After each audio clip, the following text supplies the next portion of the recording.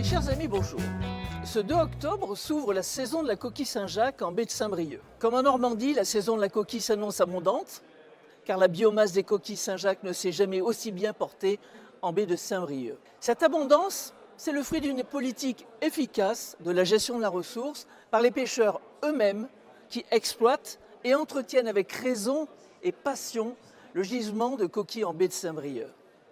L'hiver dernier, j'ai eu la chance d'embarquer à bord d'un de ces coquillards qui n'ont que 45 minutes par marée pour remonter ces magnifiques et sublimes Saint-Jacques qui sont un des fleurons de notre gastronomie française.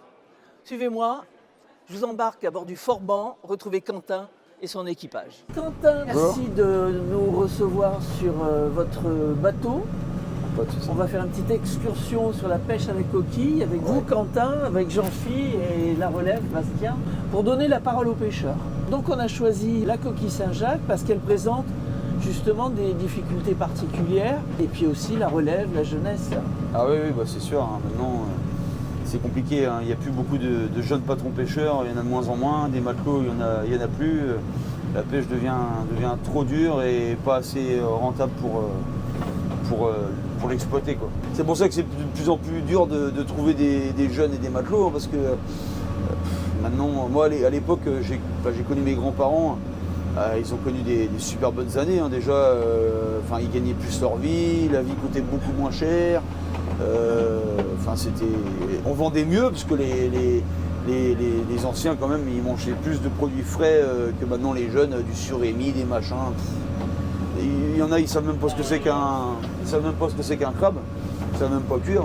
Non, c'est devenu dur. On trouve plus personne, hein. Il y a plein de bateaux qui cherchent des matelots et ils trouvent pas. Qu'est-ce qui va se passer là maintenant? Comment se déroule l'opération pêche? Donc là on va déborder notre matériel, nos dragues de pêche. Et puis on va avoir 45 minutes pour ramener maximum 900 kg de coquilles à bord du bateau. On a vraiment du stress qui monte et voilà, quoi. Le but c'est de faire le plus de traits possible pour en ramener le plus possible. Il n'y a pas d'accident surtout. C'est justement ça qui fait le métier de la pêche est très dangereux. C'est qu'en plus en 45 minutes, on est voué à faire des choses qui peuvent nous coûter un bras, une jambe ou la vie. Donc on va essayer de faire ça bien. On fait 1 minute. Ah, ils ont attaqué les autres. Ça va être bon.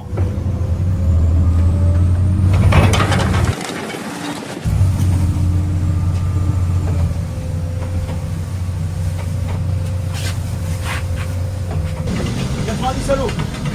Là on va essayer de faire 4 traits de 5 minutes.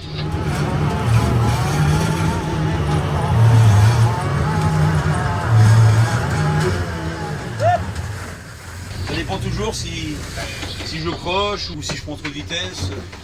Ça se passe jamais comme on veut.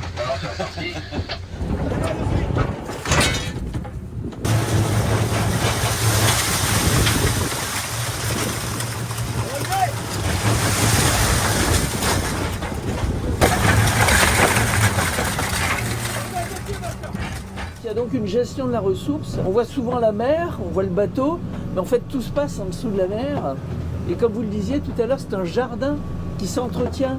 Ah oui, c'est ça. C'est un peu pour revenir sur les zones qui veulent nous enlever, Natura 2000, tout ça là. C'est comme un grand potager. Si vous le laissez pendant 5 ans sans entretenir, ça finit. Les cailloux vont revenir, les crépidules qui vont engendrer la vase. Vous allez voir. Les crépidules, c'est des petits coquillages qui se collent sur les coquilles et qui sont pas mangeables et qui tuent la coquille Saint-Jacques. Donc tout ça, on les enlève, on travaille notre jardin. Et s'il y a plus de merle et plus de vie, c'est parce que nous avons contribué à enlever les crépidules, à brasser la vase. C'est depuis mes grands-parents qu'ils ont travaillé dans les zones-là pour justement que nous, on ait plus de facilité à pêcher. Et d'ailleurs, vous remontez 20 ans en arrière, la pêche, c'était pas 45 minutes, c'était une journée complète pour faire 400 kilos. Donc en fait, les zones éoliennes, ce qu'on appelle les parcs éoliens, qui vous sont interdits, vont devenir finalement des zones mortes, puisque vous ne pouvez pas pêcher et que vous ne pouvez pas entretenir. Donc, on peut pas pêcher, puis ils vont pas me faire croire qu'ils mettent pas des produits partout autour des éoliennes. Donc même si on avait le droit de pêcher autour, entre l'huile, l'acide et tout ça qu'ils vont rejeter, et les poudres de ferraille quand ils tournent, ça ne nous intéresse pas d'aller autour. Mais c'est vrai qu'ils nous ont enlevé une grosse partie de la baie de Saint-Brieuc. Apparemment, ils veulent continuer. Alors ça, Les zones plus naturelles, les zones maritimes protégées qui veulent se mettre, le gasoil qui est cher, en gros, on est en train de mourir à petit feu. Plus ça va et moins les gens ont envie de venir faire la pêche et moins il y aura de pêcheurs. Ce qui est intéressant, c'est que vous pêchez de la coquille. Ouais. Et puis celles que vous considérez qui ne sont pas la bonne taille, vous les ressemez en fait sur d'autres zones. Quand on va en pêche, donc on va avoir des coins rocheux où c'est qu'on passe avec nos bateaux, des plateaux rocheux. Donc moi les rochers je les garde d'abord les cailloux pour les jeter sur des plateaux, pour justement améliorer le coin de pêche qu'on a exploité cette année. Ouais. Donc l'année prochaine ce soit encore mieux à exploiter, qu'on n'ait pas de cailloux. Et les petites coquilles Saint-Jacques, on essaie de se mettre dans le chenal d'Erquy et on essaie d'en jeter un peu partout et on prend pour ressemer. On a réduit nos quotas à 900 au lieu d'une tonne 2 qu'on avait dans les années avant. Et du coup, là, on a trop pêché. On les ressème plus près de la côte, là où elles vont être bien et où c'est qu'on va pouvoir venir les chercher en cas de mauvais temps ou de grande marée. C'est ça, nous c'est de la pêche artisanale, où c'est qu'on s'en occupe vachement de mieux en mieux. On fait des efforts sur nos engins de pêche, nos tailles de drague, nos tailles de produits.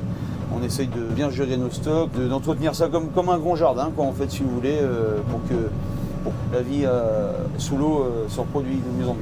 Oui, quelles sont les règles à suivre, ou en tout cas les critères et les démarches à effectuer pour pouvoir pêcher la coquille Saint-Jacques? Ça devient de plus en plus dur parce que les licences se font rares. En fait, on achète un bateau, donc soit on a les licences avec, soit il faut les demander, et ça peut prendre plusieurs années, voire jamais pour les avoir. Et une fois qu'on a eu la licence, donc on la renouvelle tous les ans. Et après tout ça, donc c'est les comités locaux qui gèrent ça, qui gèrent la réglementation. Tous les mois, tous les débuts de mois, ils nous envoient une feuille avec nos sorties d'heure, nos sorties de pêche. Admettons aujourd'hui c'est 9h, 9h45, 45 minutes de pêche. Donc à 9h on doit filer, à 9h45 les dragues doivent être à bord. Et là tout ça, on a les affaires maritimes qui justement nous gèrent, évitent les débordements. Avec les avions, on a l'hélicoptère, Zodiac, Vedette, tout ça. Là, on a 45 minutes pour faire une tonne, donc ce qui prouve bien qu'on a une bonne gestion, qu'on s'occupe bien de nous-mêmes, les pêcheurs, c'est nous qui dictons nos lois, qu'on s'occupe bien de tout ça, et que la pêche va de mieux en mieux. Maintenant, il faudrait améliorer peut-être plus la vente et proposer plus de notre produit à la France, quoi. Une forme de localisme, Voilà. C'est-à-dire de pouvoir vendre au plus près du consommateur. Voilà, que les gens mangent des bons produits. Manger une coquille Saint-Jacques, la mienne elle sort de l'eau, demain elle est vendue, les gens ils mettent dans leur assiette, voilà. Et il faut avoir mangé de la coquille fraîche pour savoir ce que c'est Ah que... oui. En plus elle se mange avec tout, donc elle est facile à préparer.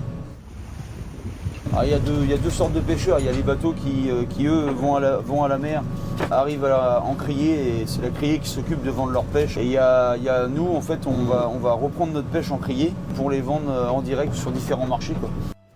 Voilà, j'espère que ce reportage vous aura un petit peu éclairé sur la vie, le travail et la passion de ces hommes de métier, les pêcheurs de coquilles Saint-Jacques.